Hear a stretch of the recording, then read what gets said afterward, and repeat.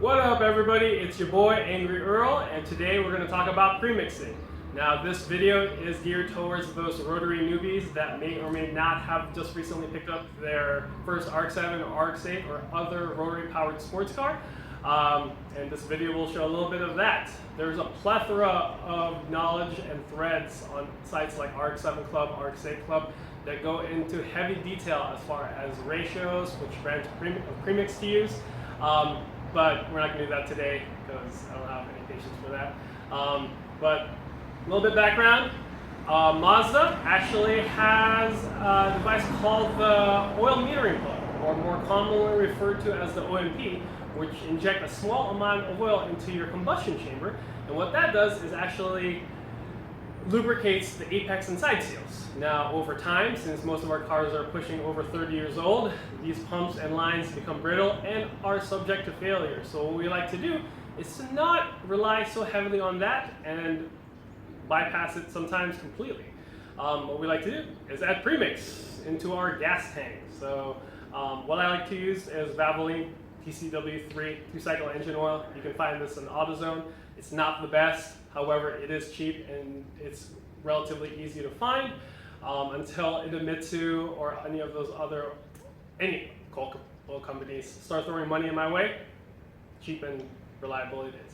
So let's get right to it. So you take your bottle of premix, on the back of it there should be a graph that tells you all the different ratios. If you already have a highly modified rotary engine and you've taken out the OMP and blocked it off completely, you're going to want to use the 100-to-1 ratio. This translates to around 1 ounce of premix to every gallon of gas. So figure around 13-gallon tank on empty. Right before you fill up, you're going to want to put around 13 to 16 ounces of this stuff in there. Okay. If you have an RX-8 or if you have an RX-7 that you already have, that you still have the OMP in there, you don't want to use as much because you don't want to be putting too much of this stuff in there. The reason for this is that premix actually drops down your octane level, and too much of a good thing isn't really good anymore. So what I like to use is basically a funnel. You can pick this up at AutoZone as well, relatively cheap. I just stick it on there, make sure it's nice and clean. Okay. Take your bottle.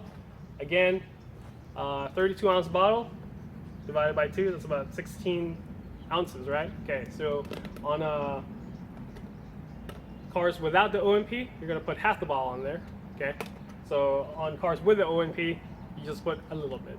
Figure around 8 ounces. Okay, so you take the bottle. There's actually lines on most of them that tell you how much you're putting on there. Coincidentally, this one actually has 8 ounces left in the bottle, so I'm just going to empty it out. Just take this, put it on there.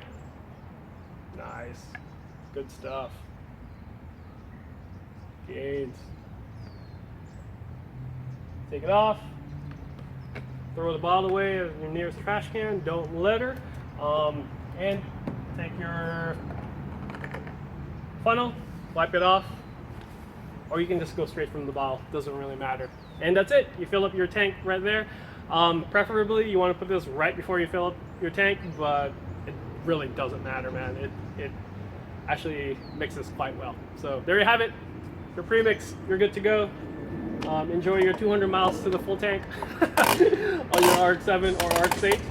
But that's it. Welcome to the wonderful world of rotary ownership.